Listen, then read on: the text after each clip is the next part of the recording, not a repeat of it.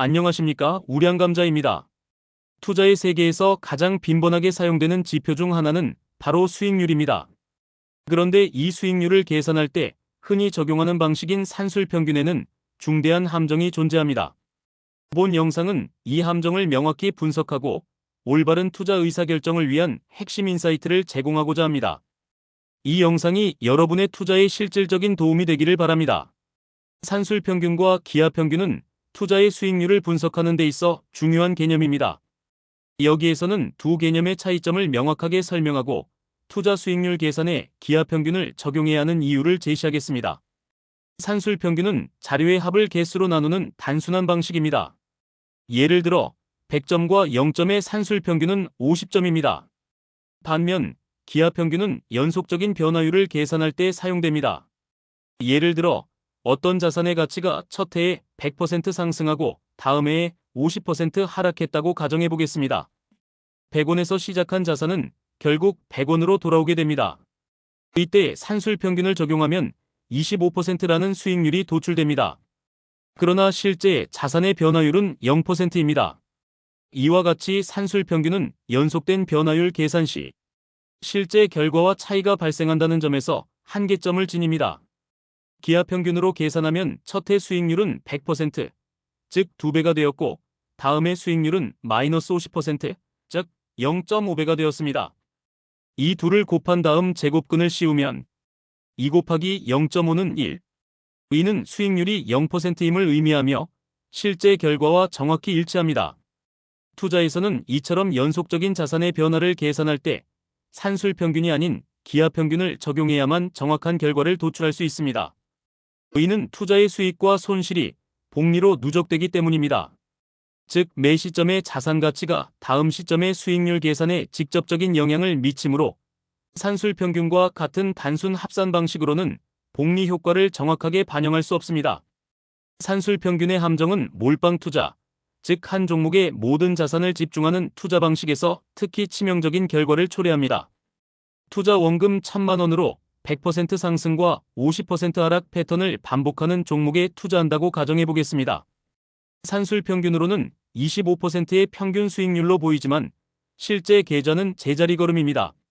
이러한 패턴이 반복될 경우 거래 비용이 누적되어 결국 손실로 이어질 수 있으며 자산은 마이너스 100%로 수렴할 수도 있습니다. 만약 여기에 레버리지까지 사용하게 된다면 수익률의 변동폭이 더욱 커져 자산이 0에 수렴하는 속도는 훨씬 더 빨라질 것입니다. 이것이 바로 산술평균의 함정을 인지하지 못하면 수익인 줄 알았는데 왜 계좌는 손실이지? 라는 의문을 갖게 되는 이유입니다. 수많은 투자자들이 반복된 수익 경험에 도취되어 자신의 투자 방식을 맹신하는 순간 산술평균의 달콤한 환상에 빠지게 됩니다. 하지만 현실은 냉혹합니다. 몇 번의 성공 뒤 한 번의 치명적인 손실은 그동안 쌓아온 모든 것을 한순간에 무너뜨릴 수 있습니다. 손익비가 1대2인데 왜 손실이 발생하죠? 라는 질문은 종종 제기됩니다. 그 이유는 바로 비중 조절의 실패 때문입니다. 특히 몰빵 투자를 하게 되면 한 번의 손실로 투자금이 크게 감소하여 다음 투자에서 동일한 금액으로 재투자할 수 없는 악순환에 빠지게 됩니다. 투자자 여러분께서는 손실을 만회하는 것이 예상보다 훨씬 어렵다는 점을 인지해야 합니다. 예를 들어 10% 손실을 복구하기 위해서는 11.11%의 수익이 필요하고 20% 손실은 25%의 수익, 25% 손실은 33%의 수익이 필요합니다. 30% 손실이 발생했다면 원금 회복을 위해 50%의 수익이 필요하며 40% 손실은 66.67%의 수익, 50% 손실은 100%의 수익을 내야 합니다. 그렇다면 산술평균의 함정에서 벗어나기 위한 방법은 무엇일까요? 이는 곧 투자의 리스크 관리에 대한 문제입니다. 리스크를 관리하는 자만이 시장에서 살아남을 수 있습니다. 바로 이 변동성을 관리하는 것이 핵심입니다. 첫 번째 방법은 분산 투자입니다.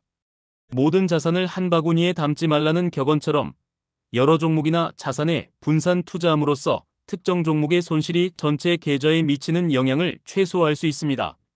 한 발 더 나아가 극단적인 형태의 분산 투자 전략인 바벨 전략을 고려해 볼 수 있습니다. 이는 전체 자산의 대부분을 채권과 같은 안전자산에 투자하고 소수의 비중만을 고위험 고수익 자산에 집중하는 방식입니다. 이 전략은 위험을 극도로 관리하면서도 잠재적 폭발력을 잃지 않는 독특한 형태의 리스크 관리법입니다. 두 번째 방법은 자산 배분입니다. 주식, 채권, 부동산, 금 등 다양한 자산군에 적절한 비율로 투자하는 것입니다. 이러한 자산 배분에는 정해진 하나의 정답이 있는 것이 아니라 투자자의 목표와 성향에 따라 다양한 전략이 존재합니다.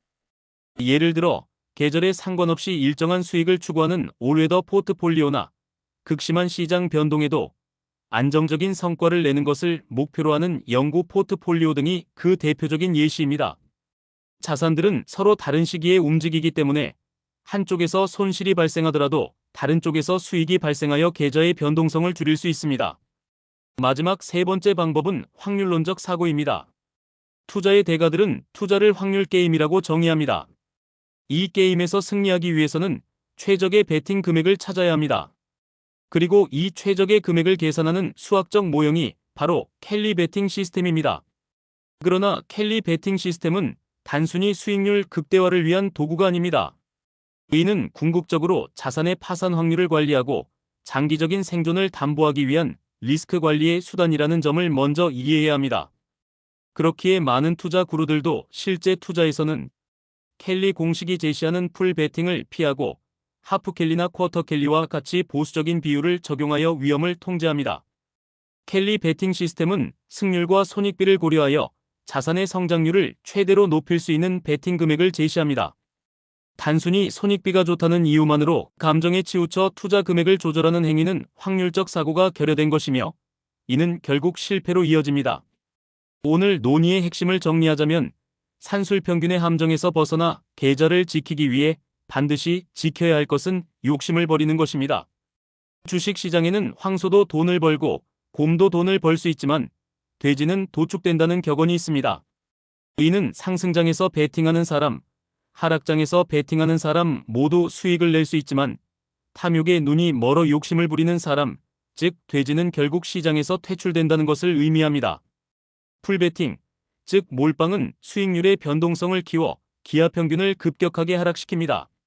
레버리지 역시 마찬가지입니다. 천재 수학자들이 수많은 계산 끝에 내린 결론은 레버리지 베팅은 반복될수록 필패할 수밖에 없다는 것입니다. 우리는 수학적, 과학적, 그리고 확률론적 사고를 통해 투자에 임해야만 시장에서 생존할 수 있습니다. 로또에 당첨될 확률은 존재하지만 그 확률이 0에 가깝기 때문에 기대하지 않는 것과 같습니다. 투자의 세계에서 언젠가는 대박이 터지겠지라는 막연한 기대는 매우 위험한 생각이며 이는 확률과 통계의 냉철한 분석을 외면하는 행위입니다. 본 영상이 여러분의 투자 습관을 되돌아보고 산술평균의 함정에서 벗어나 기하평균의 관점에서 투자를 냉철하게 분석하는 계기가 되기를 바랍니다. 이 영상이 도움이 되셨다면 좋아요와 구독, 그리고 알림 설정까지 부탁드립니다. 켈리 베팅 시스템에 대한 영상도 이미 업로드되어 있으니 관심 있으신 분들은 시청해 주시면 감사하겠습니다.